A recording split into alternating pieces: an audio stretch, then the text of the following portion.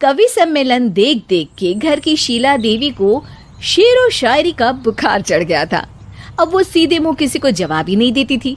उनके पति और उनका बेटा तो काम करने घर से बाहर चले जाते थे और उनकी शायरी झेलनी पड़ती थी बहू रेणु को।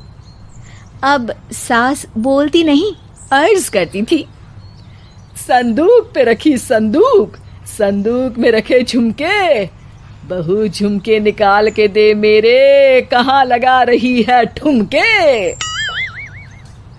माँ जी, झुमके तो आपके निकाल दूंगी मैं, लेकिन आपके दिमाग से ये शायरी का भूत कैसे निकलेगा? छोटे लोग नहीं समझेंगे, शायरी है शौक बड़ा, तू अपने काम से काम रख, मेरे काम में मत टांग अड़ा।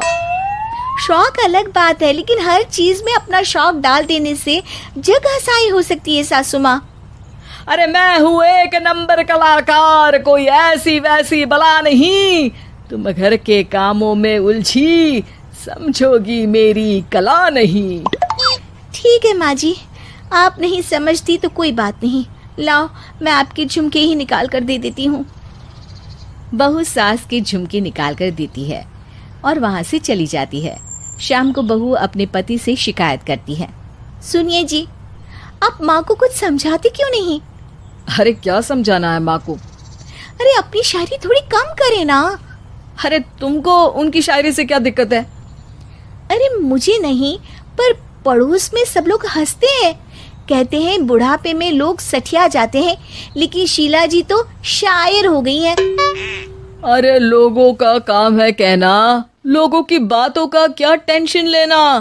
अरे वाह, मैंने भी शेर कह दिया, वाह वाह वाह वाह। देख लो, तुमसे किसी ने कहा नहीं और तुम्हारे सामने कोई माँ की बुराई नहीं करता तो तुमको फर्क नहीं पड़ रहा।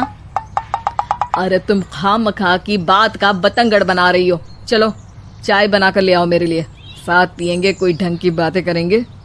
रेणु चाय बनाने लगती है।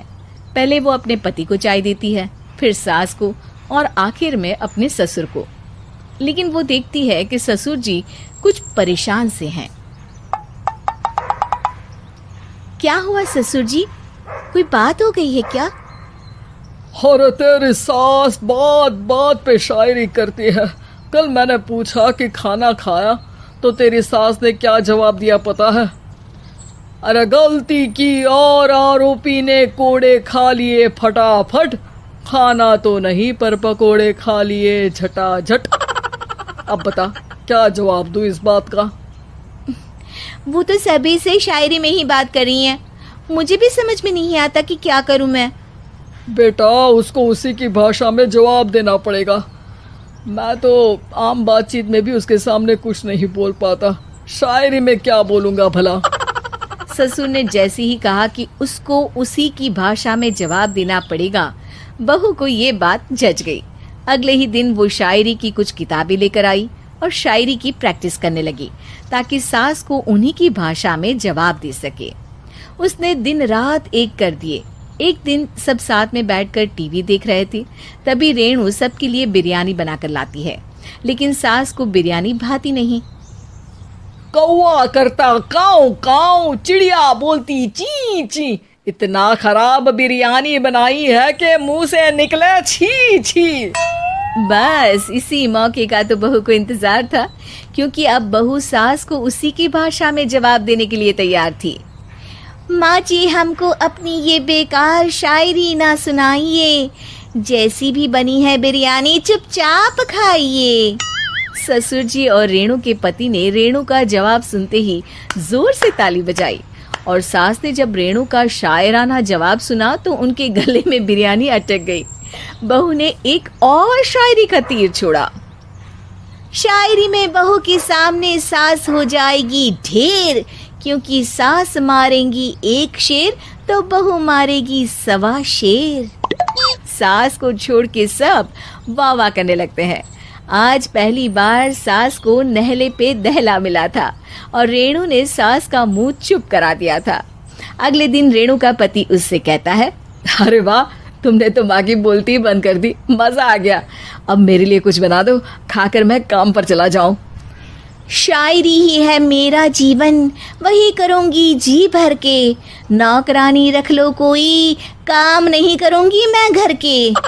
अरे तुम क्या माँ जैसी हरकतें करने लगी, सीधे सीधे बात करो ना। हो गई कल शायरी, रोज थोड़ी ना करोगी। शीशी भरी गुलाब की पत्थर पे फोड़ दो, जो मुझे शायरी से रोके उसके कान मरोड़ दो।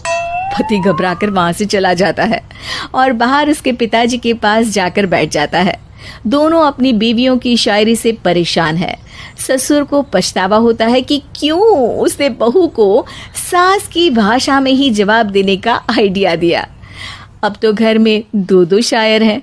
दोनों एक साथ दुखी स्वर में कहते हैं, हम दोनों की ही बीवियां जब से शायर हो गई है, क्या बताएं, जिंदगी एक फटा हुआ टायर हो गई है।